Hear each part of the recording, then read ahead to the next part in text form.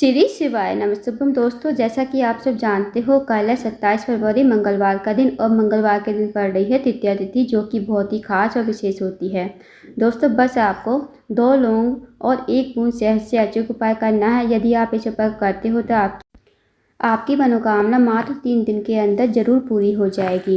यदि आपके जीवन में कोई समस्या चल रही हो, चाहे वो धन की समस्या हो, व्यापार की समस्या हो, या फिर कर्ज की समस्या चल रही है, विवाह की समस्या चल रही है, या फिर आपका कोई कार्य है बहुत दिनों से अटका हुआ है, आपको कार्य में सफलता नहीं मिल पा रही है, तो इस विशेष उपाय को अवश्य कीजिए। यदि आप इस उपाय करते हो तो आपके हर कार्य में सफलता मिलेगी और आपका जो भी कार्य होगा वो पूर्ण हो जाएगा।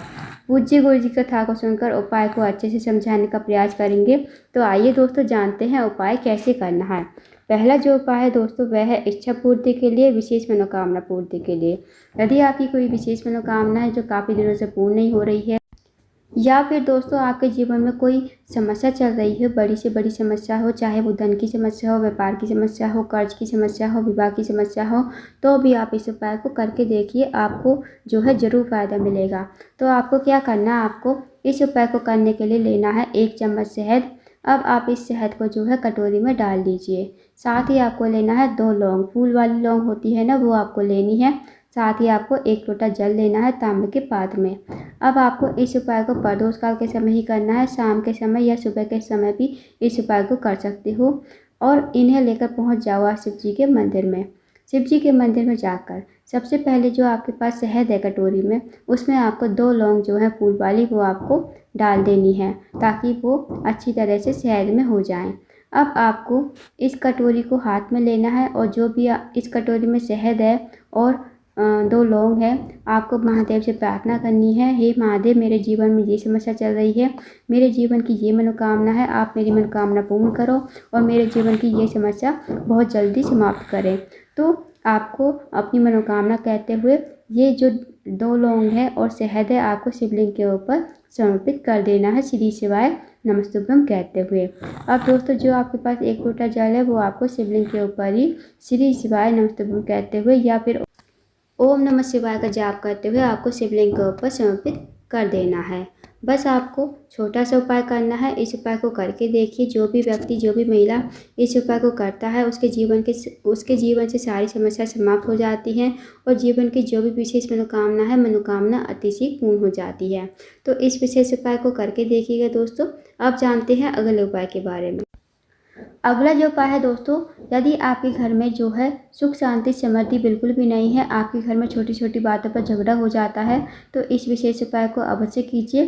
साथ ही माँ जो है अपने बच्चे के लिए इस उपाय को अवश्य कीजिए, ज्ञान बुद्धि विवेक की प्राप्ति के लिए। इस उपाय को करने के लिए सबसे पहले आपको लेना है 5 गेहूँ के दाने। साथ ही दोस्तों आपको लेना है 1 लोटा जल। अब आपको इस उपाय को सुबह से लेकर शाम तक कभी भी कर सकते हो। अब आप इन्हें लेकर चले जाइए शिव जी के मंदिर में। शिव जी के मंदिर में जाकर सबसे पहले जो आपके पास 5 गेहूं के दाने हैं, उनमें से 4 गेहूं के दाने आपको गणेश जी के स्थान पर समर्पित करने हैं। अब दोस्तों, आप सबको पता होगा कि गणेश जी का स्थान जो होता है जलाधारी पर ही होता है। शिव जी का पूरा परिवार जलाधारी पर विराजमान है, तो वहाँ पर आपको 4 गेहूं के दाने श्री शिवाय नमस्तुभ्यम कहते हुए ओम गणेशाय नमः का जाप करते हुए शिवलिंग के ऊपर ही समर्पित कर देने हैं। अब आपको भगवान गणेश से प्रार्थना करनी है अपने बच्चों के लिए कि हमारे बच्चों में ज्ञान बुद्धि विवेक की प्राप्ति हो, हमारे बच्चों की तरक्की हो, उन्नति हो, और आपको ऐसी प्रार्थना करनी है गणेश जी से। अब जो आपके पास 1 लोटा जल है, थोड़ा सा जल आपको गणेश जी के स्थान पर समर्पित कर देना है जहाँ पर आपने 4 गेहूं के दाने समर्पित किए हैं। अब जो आपके पास 1 गेहूं का दाना बचा है, थोड़ा सा जल बचा है, वो आपको गेहूं का दाना लोटे के जल में ही गिरा देना है। अब आपको ये लोटे का जल हाथ में लेना है, भगवान से प्रार्थना करनी है, जो भी आपका कार्य अटका हुआ है, घर में सुख शांति समृद्धि बिल्कुल भी नहीं है, तो आप महादेव से प्रार्थना कीजिए कि हमारे घर में सुख शांति समृद्धि बनी रहे, हमारे घर में कभी लड़ाई झगड़ा ना हो। फिर आप इस लोटे के जल को श्री शिवाय नमस्तुभ्यम कहते हुए शिवलिंग के ऊपर समर्पित कर दीजिए। और दोस्तों, आपको इतनी धीरे से जल चढ़ाना है ताकि आप 11 बार श्री शिवाय नमस्तुभ्यम का जाप कर सको। उसके बाद आपको भगवान को प्रणाम करना है, विनती करनी है और वहाँ से आपको अपने घर पर आ जाना है। तो दोस्तों, इस विशेष उपाय को करके देखिएगा, बहुत ही अचूक विशेष उपाय है। इस उपाय करने से आपके बच्चों में ज्ञान बुद्धि विवेक की प्राप्ति होगी। साथ ही जो व्यक्ति आपके घर में लड़ाई झगड़ा करता है, उसका क्रोध शांत होगा और आपके घर में सुख शांति समृद्धि हमेशा बनी रहेगी। तो इस विशेष उपाय को अवश्य करना। अब जानते हैं अगले उपाय के बारे में।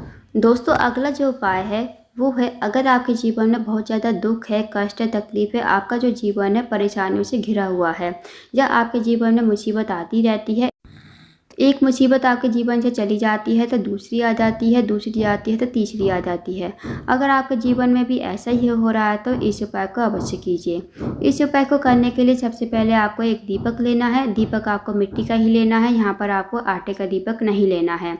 अब जो दीपक आप तैयार करोगे वो आपको या तो सरसों के तेल का या फिर चमेली का तेल का आपको तैयार करना है, और आपको चौमुखी दीपक तैयार करना है जिसमें 4 बाती होती हैं। वो आपको दीपक तैयार करना है या तो चमेली का तेल का या फिर सरसों के तेल का। अब इस उपाय को आपको सूर्यास्त के बाद करना है, 7 बजे के बाद आप इस उपाय को कर लीजिए। आपको साथ ही दोस्तों आपको लेनी है 7 लौंग, जो फूल वाली लौंग होती है ना, वो आपको लेनी है। और आप जो है इन्हें लेकर चले जाएं हनुमान जी के मंदिर में, और आपको ऐसे हनुमान जी के मंदिर में जाना है जहाँ पर चोला चढ़ता हो, वहाँ पर आपको जाना है। फिर आपको सबसे पहले हनुमान जी के मंदिर में जाकर इस चौमुखी दीपक को जला देना है। फिर आपको हनुमान जी से प्रार्थना करनी है, हे हनुमान जी, हमारे जीवन में बहुत ज़्यादा दुख है, कष्ट है, तकलीफ है, जैसी भी आपके जीवन में समस्या है, चाहे वो धन को लेकर हो, व्यापार को लेकर हो, कर्ज को लेकर हो, या आपके जीवन में कोई बड़ी से बड़ी समस्या चल रही है, तो आप हनुमान जी के सामने कहिए, और जो आपके पास 7 लौंग है वो आपको जलते हुए दीपक में ही डाल देनी है। फिर आपको वहीं पर बैठकर या तो 1 बार या फिर 7 बार हनुमान चालीसा का पाठ करना है। फिर आपको इस उपाय को करके अपने घर पर आ जाना है। यकीन मानिए दोस्तों, जो भी व्यक्ति, जो भी महिला इस उपाय को करता है तो उसके जीवन में जो भी समस्या चल रही हो, चाहे बड़ी से बड़ी समस्या क्यों ना हो, चाहे वो कर्ज की समस्या हो, व्यापार की समस्या हो, या फिर नौकरी की समस्या हो, विवाह की समस्या हो, सारी समस्याएं इस उपाय को करने से समाप्त हो जाएगी। तो इस उपाय को अवश्य कीजिएगा। अब जानते हैं दोस्तों अगले उपाय के बारे में। अगला जो उपाय है वह है रोग मुक्ति के लिए। यदि आपके घर में कोई व्यक्ति काफ़ी लंबे दिनों से बीमार है, उसकी जो बीमारी है ठीक होने का नाम नहीं ले रही, तो इस उपाय को अवश्य कीजिए। इस उपाय को करने के लिए दोस्तों आपको लेना है 1 लोटा जल तांबे के पात्र में, साथ ही आपको लेना है 1 बेलपत्र। जो आप बेलपत्र लोगे वो कहीं से कटी फटी खंडित नहीं होनी चाहिए, इस बात का विशेष ध्यान रखें। अगर आपको बेलपत्र कहीं से नहीं मिलती है तो आप शिवलिंग पर से भगवान से विनती करके बेलपत्र उठा सकते हो और उसे धोकर उसका प्रयोग कर सकते हो।